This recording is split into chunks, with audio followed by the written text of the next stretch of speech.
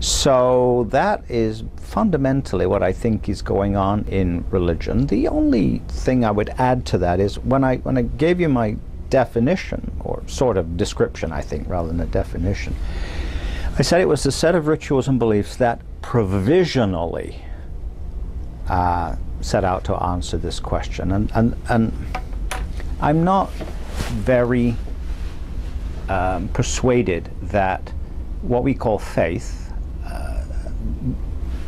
which I understand to be a commitment to a particular religious tradition, that what we call faith is something that is ever grasped absolutely and without any doubts. There's a great English poet, W.H. Auden, who talks about doubt as the kind of almost the icing on the cake of belief, that if you don't have doubt, you really don't have belief. And I think that's why I say provisional, because forget the cavemen now, but if you look at contemporary developed religions, most people possess those religions, those religious beliefs, and certainly those commitments to particular religious traditions provisionally.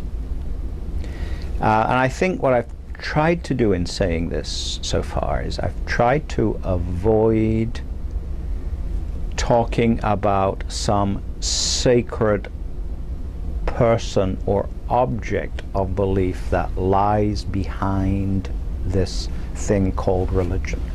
Because religion's a human structure. It's a cultural artifact. And I think they come into existence, historically they have come into existence, as I've sort of said here, in response to questions about oneself or the world or one's community. And sacred objects or sacred persons are,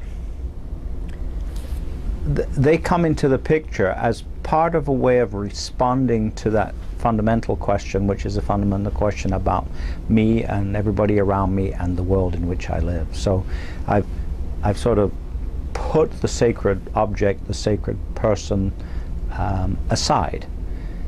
Of course, some religious traditions, maybe most religious traditions, sort of flip the thing and say, certainly Western religious traditions flip the thing and say, well, religion is a response to a sacred person, that the sacred person speaks or chooses us or language like that. And I thought that's a legitimate way of thinking about things, I suppose, these days, but I don't think that's the way it all began. I think it all began with the caveman wondering what the hell this was all about. So that would be a kind of answer to the first question.